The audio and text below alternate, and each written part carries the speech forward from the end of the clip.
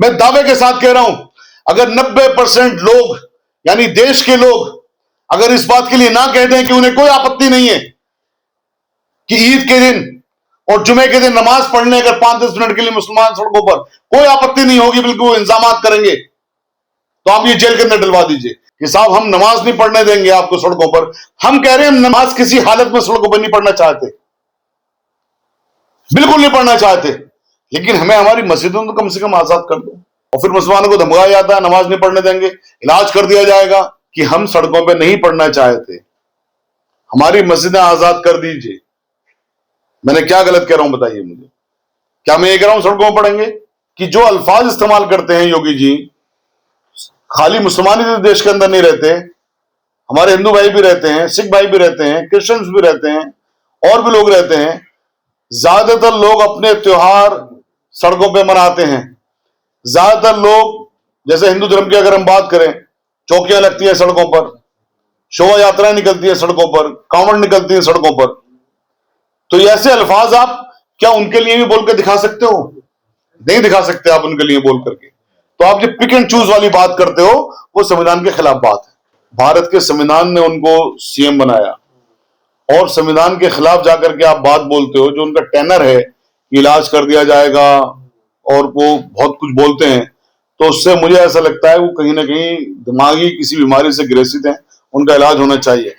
देखिए, नमाज सड़क पे हम नहीं पढ़ना चाहते और नमाज सड़क पे पढ़नी भी नहीं चाहिए, लेकिन मसला क्या है कि जब अकेले दिल्ली में 70 मस्जिदों में नमाज बैन कर रखी है, 70 मस्जिदों में नमाज बैन है दिल्ली में, जिसमें से एक खिड़की मस्जिद 50,000 आदमी नमाज पढ़ सकता है एक साथ। भाई हमें हमारी मस्जिदें आजाद कर दो ना। हम कहां जा रहे हैं सड़कों पर नमाज पढ़ने के लिए? हमारी मस्जिदें आप कब्जा कर लोगे, वहां नमाज नहीं पढ़ने दोगे, फिर आप कहोगे आप सड़कों पर नहीं पढ़ोगे। हम नहीं पढ़ना चाहते सड़कों पर, हम नहीं पढ़ेंगे सड़कों पर, लेकिन आप हमें हमारी मस्जिदें भी नहीं छोड़ोगे। एएसआई के नाम पर जिन मस्जिदों को आपने कब्जा कर रखा है और जहां पर नमाज नहीं देते हैं, नमाज नहीं पढ़ने देते हैं, पता पार्लियामेंट का क्या कानून बनाया हुआ है? पार्लियामेंट ने जो कानून बनाया ना एएसआई का, दफा 16 में लिखा हुआ है आप कैरेक्टर चेंज नहीं कर सकते उनका, आप कैरेक्टर चेंज नहीं कर सकते। ये नमाज होगी, लेकिन उसके बाद में गवर्नमेंट ने क्या करा, एक स्टेट पॉलिसी बनाई आईएएस ऑफिसर्स ने। कमाल की बात है, पार्लियामेंट कहते हैं कि आप नमाज पढ़ना बंद नहीं कर सकते। आईएएस ऑफिसर क्या पॉलिसी बनाते हैं कि नहीं साहब नमाज नहीं होने देंगे। पार्लियामेंट के खिलाफ जाकर के, और वो कानून सस्टेन हो रहा है, तो आप मस्जिदों में नमाज पढ़ने नहीं दोगे, आप कब्जा कर लोगे। सड़कों पर आप जो ईद के दिन, क्योंकि ईद के दिन क्या कमांड है कि आप किसी एक जगह पर नमाज पढ़ें सबके सब मिल करके। अब एक जगह पर नमाज पढ़ेंगे तो जगहें तो कम है, तो क्या होगा कि आप अपनी अपनी मस्जिदों में नमाज पढ़ लीजिए। फिर भी ईद की नमाज तो ये होता है ना कि यार हर आदमी पढ़ ही लेता है, बहुत सारे लोग तो वैसे नमाज नहीं पढ़ते। जब ईद के दिन हर आदमी नमाज पढ़ने जाएगा तो जाहिर है वहां कम जगह हो जाएगी। तो 5-10 मिनट के लिए अगर वो सड़कों पर आ जाते हैं तो देश का जो हिंदू वर्ग है वो मना नहीं करता। मैंने देखा देश का हिंदू वर्ग मना नहीं करता, वो तो और वहां पर पानी भी लेके खड़ा होता है, वो तो और वहां पर सुविधाएं भी करना चाहता है। लेकिन सरकार में जो लोग आज डेट में बैठे हुए हैं, वो सिर्फ इस बात पर कि हमने मुसलमानों को अजियत पहुंचाएंगे तो उनका जो वोट है थोड़ा सा, वो 10% जो लोग हैं वो खुश होंगे। सिर्फ उनको खुश करने के लिए इस तरह के बयान दिए जाते हैं। आप करवा लीजिए देश के अंदर सर्वे, आप ले लीजिए देश के लोगों से ओपिनियन। मैं दावे के साथ कह रहा हूं, अगर 90% लोग यानी देश के लोग अगर इस बात के लिए ना कह दें कि उन्हें कोई आपत्ति नहीं है कि ईद के दिन और जुमे के दिन नमाज पढ़ने अगर 5-10 मिनट के लिए मुसलमान सड़कों पर, कोई आपत्ति नहीं होगी, बिल्कुल वो इंतजाम करेंगे, तो आप ये जेल के अंदर डलवा दीजिए। 90% लोग कहेंगे।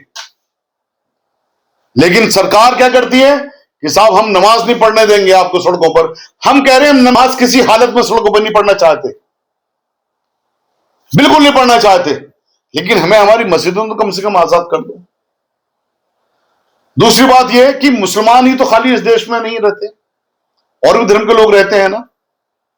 हिम्मत लेके आइए योगी जी, एक अल्फाज जरा निकाल के दिखाइए कांवड़ियों के खिलाफ, एक अल्फाज जरा निकाल के दिखाइए शोभा यात्राओं के खिलाफ, वो भी सड़कों पे होती है।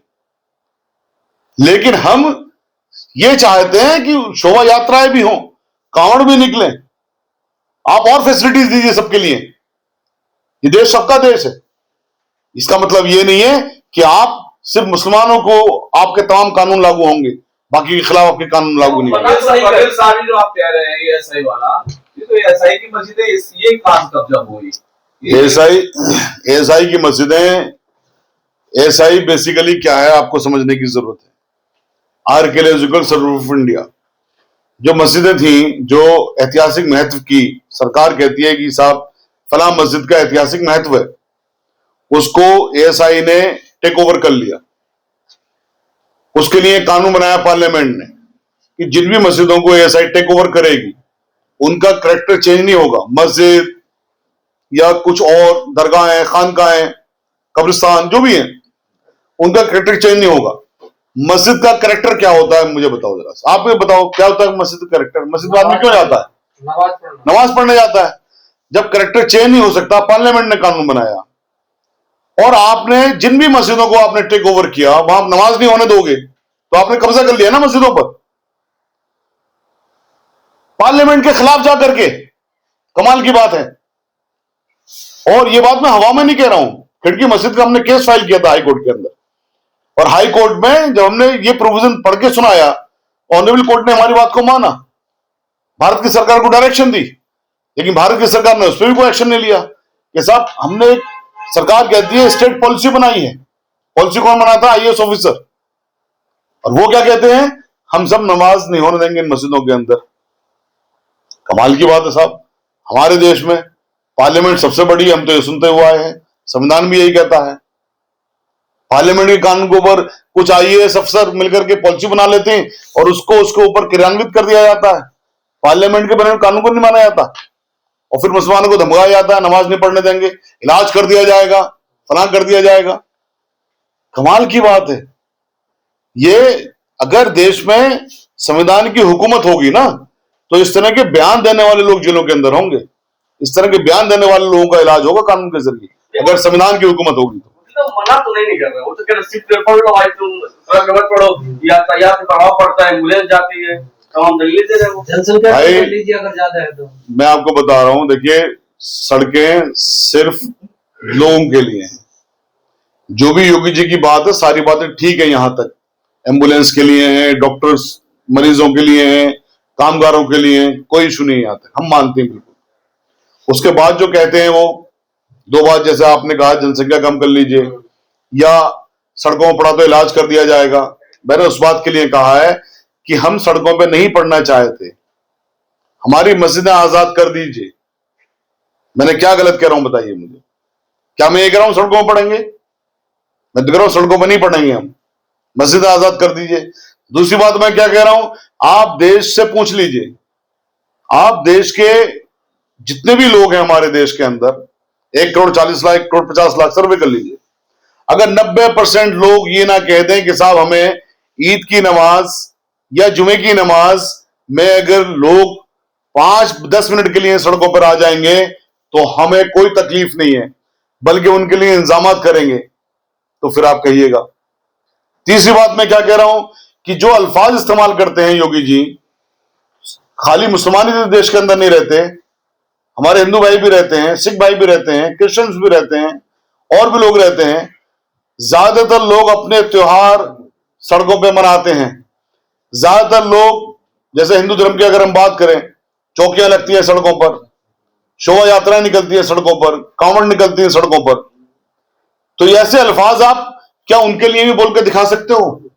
नहीं दिखा सकते आप उनके लिए बोल करके। तो आप जो पिक एंड चूज वाली बात करते हो वो संविधान के खिलाफ बात है। वो राष्ट्रीय पशु घोषित कर देना चाहिए, और उसके पीछे जो रीजन हमारा था वो रीजन आज भी हमारा वही है। मैं आपके सामने से बता देता हूं कि हमारा कुरान हमें कमांड करता है कि किसी के मजहब को आप बुरा मत कहिए, किसी के भी आप भगवानों को बुरा मत कहिए। तो जब गाय को एक बड़ा वर्ग, हिंदुओं का एक बड़ा वर्ग माता मानता है, उससे धार्मिक भावनाएं जुड़ी हुई हैं, तो गाय को क्यों काटना है? और बहुत से जानवर हैं, तो उसको मत काटिए आप। और उसको ना काटने के लिए सरकार से हमने गुजारिश इसलिए की कि देश में खाली ये उत्तर प्रदेश और बिहार या थोड़े से और जो हैं दिल्ली, यही नहीं है, देश में बहुत सारे स्टेट्स हैं जहां पर गाय को काटना अपराध नहीं है, जहां पर गाय के गोश्त खाने के लिए लोग बिल्कुल पूरी तरह से वो रहते हैं कि उनके मंत्री पद में भी, मंत्रिमंडल में भी कई लोग हैं जो ओपनली कहते हैं हम गाय को खाते हैं। अभी आसाम के चीफ मिनिस्टर साहब ने भी बड़े बयान दिए उस पर। तो गाय को जब हमारे हिंदू भाइयों का एक मत है कि माता मानते हैं, उनके धर्म की उनके जो धार्मिक भावनाएं जुड़ी हुई हैं, तो फिर बाकी देश के हिस्सों में वो आहत क्यों हो? वो पूरे देश के अंदर बैन करनी चाहिए, पूरे देश के अंदर। इसीलिए हमने कहा जब गाय इसको राष्ट्रीय पशु घोषित कर दिया जाएगा, जैसे और बहुत सारी चीजें हैं, तो फिर इसका कोई वध नहीं कर पाएगा। अरे वकील साहब ये बताइए कि गाय को सिर्फ काटना जो है वो गुनाह है या फिर काटने के लिए बेचना भी गुनाह है? देखिए, काटने के लिए कटेगी कैसे जब तक गाय बिकेगी नहीं? तो काटने के लिए, जब गाय काटने के लिए बिकेगी तो वो भी तो गुनाह है, बिल्कुल गुनाह है। तो इसलिए जो लोग बेच रहे हैं वो भी गुनहगार हैं। जब गाय की बलि या गाय की कुर्बानी या गाय का कटन पूरी तरह से इलीगल है, गैर कानूनी है, आपराधिक है, तो गाय को उसलिए बेचना भी गैर कानूनी है। तो हिंदू भी अपराधी है इसके साथ साथ। जो भी गाय का ये कारोबार करते हैं, गाय को बेचने का कारोबार करते हैं, उनकी कटान के लिए, उनकी बलि के लिए, उनके वध के लिए, वो सब समान रूप से रेस्पॉन्सिबल है, समान रूप से वो क्रिमिनल ऑफेंस के लिए लायबल है। सभी को समान रूप से सजा होनी चाहिए। बंगाल में जिस तरीके से गाय को बेचने के लिए तमाम हिंदू परिवार के लोग और जब मार्केट में आ रहे मुसलमानों से आग्रह कर रहे हैं कि हमारी गाय खरीद लेकिन मुसलमानों ने कह दिया कि हम गाय और गौ बाइकआउट कर दिया कि नहीं। ये मुसलमानों की काबिल तारीफ बात है कि उन्होंने बिल्कुल इस बात के लिए बहिष्कार कर दिया कि हम गायों का वध नहीं करेंगे, गायों को नहीं काटेंगे। अब जो लोग वहां बेचने आ रहे हैं उनके खिलाफ एक्शन होनी चाहिए कि भाई आप गाय को बेच क्यों रहे हो।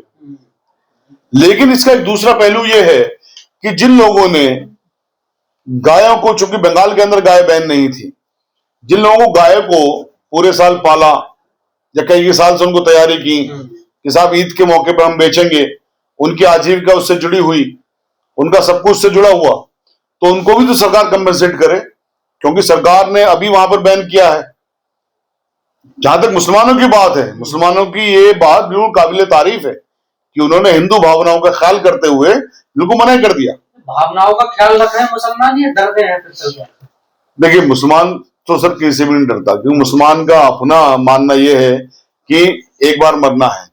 और मुसलमान के लिए चूंकि बहुत सारी कमांड्स हैं कुरान के अंदर, इस्लाम के अंदर, उसमें सबसे बड़ी कमांडों में से एक कमांड यह है कि दूसरे के धर्म को आप आहत ना करिए। दूसरे के धर्म को बता रहा हूं, दूसरे के धर्म को आप बुरा मत कहिए। अगर हम दूसरे के धर्म को बुरा नहीं कहते हैं तो इसको आप डर से जोड़ेंगे या हमारे इस कमांड से जोड़ेंगे जो हम मानते हैं। दूसरी कमांड क्या है? अपनी जमीन को आप मोहब्बत करिए, अपनी जमीन के लिए जान दे दीजिए। अगर हम देश को प्यार करते हैं अपने इस कमांड को लेकर के कि हमारे पास हुक्म है अल्लाह सुब्हानहू तआला का कि अपनी जमीन से आप प्यार करिए, अपनी जमीन के लिए जान दे दीजिए, तो आप इसको हमारे इस इस्लामिक इस महत्व से देखेंगे या इसको डर से जोड़ देंगे हमारे इस कमांड को? देरी बहुत कर दी। किस चीज की देरी? इस फैसले को लेने के लिए हमने कहा हम तो 2012 से डिमांड कर रहे हैं, 2012 से डिमांड कर रहे हैं हम, तो देरी कहां कर दी? और देर आए दुरुस्त आए। अब फतवे दिए जा रहे हैं मौलानाओं द्वारा, वो पहले नहीं नजर आए मुझे। देर आए दुरुस्त आए, कौन सी दिक्कत की बात है? मौलाना के फतवे तो पहले भी थे, लेकिन आज की डेट में शायद इस चीज को ज्यादा प्रचारित किया जा रहा है। योगी जी ने जो अल्फाज हैं, योगी जी के जो टेनर है योगी जी का, वो किसी भी तरह से ऐसी नजर नहीं आती कि एक कॉन्स्टिट्यूशनल पोस्ट पर बैठा हुआ इंसान कर रहा है। भारत के संविधान ने उनको सीएम बनाया और संविधान के खिलाफ जाकर के आप बात बोलते हो। जो उनका टेनर है कि इलाज कर दिया जाएगा और वो बहुत कुछ बोलते हैं, तो उससे मुझे ऐसा लगता है वो कहीं ना कहीं दिमागी किसी बीमारी से ग्रसित है, उनका इलाज होना चाहिए। हिंदू धर्म में हिंदू धर्म बात करता है वसुधा कुटुंबकम की, तो मुसलमान उससे अलग कैसे है? तो मुसलमान अलग कैसे होगा? फिर कमाल की बात यह है कि दलितों को भी अलग मानते हैं, मुसलमानों को भी अलग मानते हैं।